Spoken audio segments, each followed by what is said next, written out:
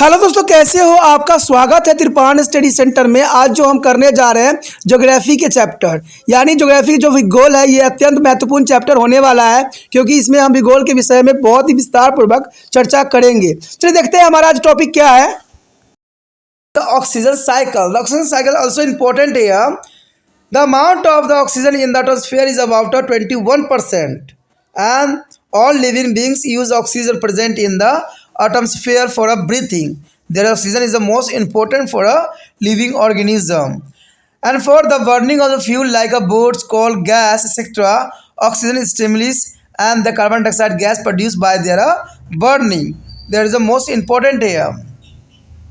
The main source of oxygen is the atmosphere is the plant and trees. The higher the number of trees and plants, their ability of the oxygen will be more. There is the most important, and oxygen produced through the photosynthesis by the green plant goes back to the atmosphere, and in this way a process oxygen cycle goes on continuously. Here show the most important oxygen cycle. There is a very easy is a diagram here. Oxygen cycle. There is a very simple and very useful for you.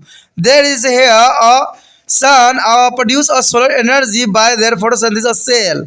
The plant and trees their use of solar energy on a photosynthesis processing and goes ways to produce here oxygen या glucose. The plant and trees are produce oxygen or glucose. There is a goes back to the heterotrophic cells, and the heterotrophic cells use and produce here carbon dioxide or water, and this goes back to the plant of photosynthesis cell processing repeating. There is a very easy oxygen cycle. Note down your notebook. There is a most important and simple diagram for you.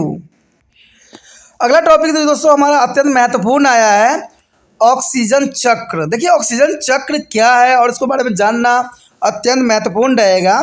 Oxygen gas जो है वायुमंडल में लगभग 21% है और यह समस्त जीव जंतु और वायुमंडल में उपस्थित ऑक्सीजन का उपयोग श्वसन के लिए करते हैं। यानी आपको पता है, अगर इंसान हो चाहे जीव जंतु हो, सभी के सभी जो होते हैं ऑक्सीजन जो है उपयोग करते हैं। इवन कि कुछ पौधे को अगर देखा जाए तो वो भी ऑक्सीजन का उपयोग करते हैं। ठीक है, तो इसीलिए जो है ऑक्सीजन हर जीव जंतु के लिए अत्यंत महत्वपूर्ण है। आप सोच रहे होंगे कि भाई मैं ऑक्सीजन पेड़ पौधों के लिए मैं क्यों कह रहा हूँ। कहते हैं, आप ये भी जानते होंगे कि कार्बन डाइऑक्साइड जो है पेड़ पौधे लेते हैं, लेकिन कुछ पौधे ऐसे भी हैं जो ऑक्सीजन ही लेते हैं और कार्बन डाइऑक्साइड छोड़ते हैं। तो इसके बारे में आपको पता लगाना चाहिए कि आपके आसपास ऐसा कौन पेड़ पौधा है जो ऑक्सीजन लेते हैं और कार्बन डाइऑक्साइड छोड़ते हैं। तो जल्दी देखते हैं कौन बच्चा मुझे बताता है। अपने नाम के साथ जो है आप इसको जो है मुझे कमेंट जरूर करना, अपना नाम लिख के बताना है कौन सा पेड़ है जो कि ऑक्सीजन जो है लेता है और कार्बन डाइऑक्साइड छोड़ता है। तो ये आपके लिए मैं क्वेश्चन छोड़ा जा रहा हूँ। चलिए आगे देखते हैं। देखा जाए तो ईंधन के रूप में लकड़ी, कोयला, पेट्रोल, गैस आदि के जलने के लिए ऑक्सीजन बहुत ही काफ़ी आवश्यक है और इसके जलने के बाद जो है कार्बन डाइऑक्साइड गैस उत्पन्न होती है। तभी तो आपको पता है कि लकड़ी हो, कोयला हो, पेट्रोलियम गैस हो, सबके जलने से जो है कार्बन डाइऑक्साइड काफ़ी मात्रा में उत्पन्न हो रही है और ये कई मानने में जो लोगों के लिए खतरनाक भी सिद्ध होता है। कहते हैं वायुमंडल में जो है ऑक्सीजन का मुख्य स्रोत पेड़ पौधे ही होते हैं। अगर पेड़ पौधे नहीं रहेंगे तो शायद ये संभव ही नहीं है कि ऑक्सीजन उत्पन्न हो। जितने अधिक पेड़ पौधे होंगे उतनी अधिक ऑक्सीजन मिलेगा। तो इसलिए पेड़ पौधे जितने हो सके दोस्तों लगाना चाहिए और पेड़ पौधों को जो है बचाने में आप अपना जो है काफ़ी अच्छा योगदान दे सकते हो। अगर आपके आसपास कोई पेड़ पौधे कट रहे हैं तो उनको मना कीजिए, क्योंकि ये पेड़ पौधे आपके लिए जो है अमृत समान है, जीवन देने वाली जो है ऑक्सीजन आपको देती है। तो पेड़ पौधे को बचाना आपका सबसे बड़ा दायित्व हो जाता है।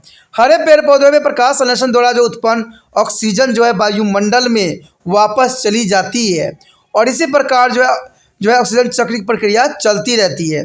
देखिए ये बात तो काफ़ी इंपॉर्टेंट था और इसको डायग्रामेटिक समझना और भी इम्पोर्टेंट रहेगा। तो चलिए देखते हैं डायग्राम में क्या दर्शाया गया है।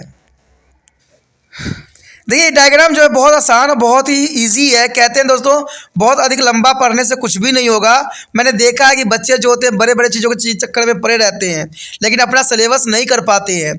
और त्रिपाण स्टडी सेंटर इसी बात पे सदैव ही आपको जो है जागरूक करने की कोशिश करता है कि दोस्तों अपना सिलेबस को आप पूरा कीजिए। ठीक है, कहते हैं ना सिलेबस से अधिक जान लेना आपके लिए सही भी नहीं रहेगा और आप जान भी नहीं पाओगे। कहते हैं एक पॉइंट अगर आप अधिक जान लेते हो तो इसका मतलब थोड़ी कि सारा किताब आपको जो है अच्छे से आ जाता है। इसलिए हर एक टॉपिक को जो है आपको अपना सिलेबस को देखिए, वो आपके लिए पर्याप्त है। क्योंकि कोई भी बोर्ड जो होता है, कोई भी सिलेबस बनाता है तो वो बच्चे को जो है नज़रिया को देख के, बच्चों की समझ देख के बनाता है। अब यहाँ पर देखिए बहुत ही आसान जो है ऑक्सीजन साइकिल है, जहाँ जो कि इससे अधिक आसान आपको कहीं मिल ही नहीं सकता। ठीक है, इसमें देखिए बहुत ही आसान है। सोलर एनर्जी आपको दिख रहा होगा, जिससे फोटोसिंथेसिस जो है सेल्स करती है, यानी पेड़ पौधे फोटोसिंथेसिस करते हैं। और ये या तो ग्लूकोज के फॉर्म में होते हैं या ऑक्सीजन के फॉर्म में होते हैं। ये जो होता है हेटेरोफिलिक सेल्स के अंदर चला जाता है और इससे जो होता है कार्बन डाइऑक्साइड या वाटर जो है प्राप्त होती है और ये दोबारा जो है फोटोसिंथेटिक सेल में चला जाता है। तो ये बहुत ही काफ़ी आसान जो है ऑक्सीजन साइकिल का यहाँ डायग्राम दिखाया गया है। इतना आसान आपको शायद कहीं नहीं मिलेगा। कहते हैं अगर ये बना देते हो तो एग्जामिनर आपके एक नंबर भी नहीं काटेगा, क्योंकि ये पर्याप्त है। कहते हैं पर्याप्त होने का मतलब यही होता है कि वो पुण्य है और ज़रूरी भी है। हमें अधिक क्या हमें फालतू में लेना है, हमें जो चीज़ आसान है, सही है, हमें उसके ऊपर हमें ध्यान देने की ज़रूरत है। तो ये डायग्राम आपके लिए बहुत ही सही है।